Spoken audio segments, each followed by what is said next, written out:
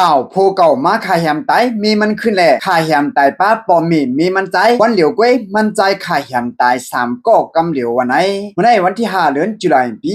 2526เมื่อวันที่29เดือนจุนปี2526นั้นที่วันเมื่อวลีเย็นหมู่เปียดไฟสาลีเวียงไฟสาลีจิดอนนครสวรรค์นั้นนายสามารถก้อนยำตีนาหอต่อเฮิรนจอมกันตั้งยิงหนูนะได้เข้ากว่านะเฮิรนยิงหนูนะเขาเสมีลองพิดมอเถียงกันตั้งก็อันเป็นปอเจ้ามันใจแหละชื่อปอเจ้ามันใจชื่อห้องว่านายหวยอายุอาสากไล่71ปีเสแล้วเอามีดเตียงปอเจ้ามันใจแหละมือพ้องนั้นก็อันเป็นเมียนางนายหวยชื่อห้องว่าปาติมอายุอาสากไล่69ปีและก็เป็นลูกยิง2ขาชื่อห้องว่าทวิตประพรอำนั้นห้องหนูนะก็อันยำเป็นเมีเก่านายสามารถ2ขามีลูกอ่างมาหามเสียวและยะนายสามารถเตียง2ขาตายป้าว่าไหนไปเสียมันใจฆ่าแหมตายตั้ง3ก้มปอมีลูกเย้ามันใจจังแล้วตัวตายเขาปอมีลูกกว่าพังไว้ตีในสวนมันนิ้วตี1ว่าไหนถึงมาในวันที่2 7เดือนปี2526อยู่ที่สนาตีภูมิบุญพรเขาและหับคอตึงลาตีก่อนเป็นน้องใจน้องหนูนะเสียวแหละโดยจำกล่อง CCTV เสจังไรกว่าตียับจอกนายสามารถไล่ว่าไหนไว้เสียตียับตัวมันใจเลยเย้ามันใจก็ยอมหับตังพิษตังหมดตังเสียงแหละยอมหับตังพิษผู้ซื้อกุลองเส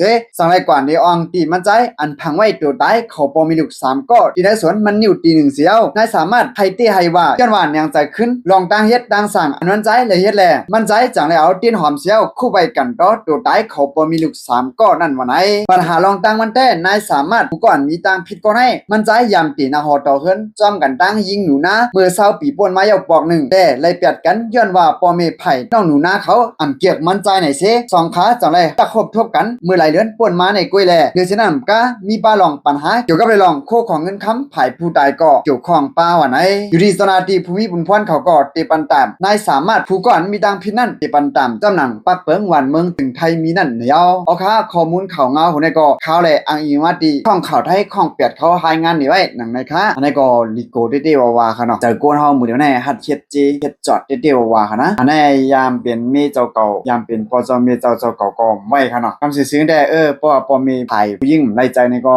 เป็นเฮือใครว่านั่นขนาดเนาะขาตายแบบวันเดียวไว้3ก็ค่ะเนาะนั่นได้ก็เปลี่ยนน้องใจน้องหนูหน้านั่นได้ก็ตื่นหว่ำยอมลาเนี่ยตื่นหว่ำยอมลาอะไรที่ให้เจ้าหน้าที่ภูมิพรเขาปั่นตามนักหนาเนี่ยค่ะเนาะก็เป็นต่างวันต่างเมืองได้ก็ญาติตามตายค่ะนะก็เป็นเมืองไทยได้ก็ตีงามไปฮู้กันเนาะโอ้เลยว่าขาตายนำตีค่ะเนาะ3ก็ค่ะเนาะมันเป็นน้องใจน้องหนูหน้าได้ก็มันใจว่าพอก็เมียวนางก็เมียวมีก็เมียวเนี่ยมันใจก็เดี๋ยวเว้ยเนี่ยถึงไปเฮ็ดอะไรตีกันดันหน้าเนี่ยค่ะเนาะก็ซื่อๆกันเนาะแลนเป็นก้อนเป็นนายสามารถได้ก็ย่อมกันต่อขึ้นเต้ๆว่าอยู่ไปก็ว่ากันต่อก็ตั้งขึ้นดังนั้นเนาะในก็พี่ๆน้องๆได้ก็ได้เสียความมีตาหันถึงซึ่งในก็ปันได้หันถึงสาวไว้ตั้งแต่วิดีโอในรายการเนาะมือสุดก็ย้อนให้ผู้ใดพอสู่ถึงสุขดีดีกระเดียนสิกรรมค่ะมาสู่ดังหมดดังสิ่งค่ะ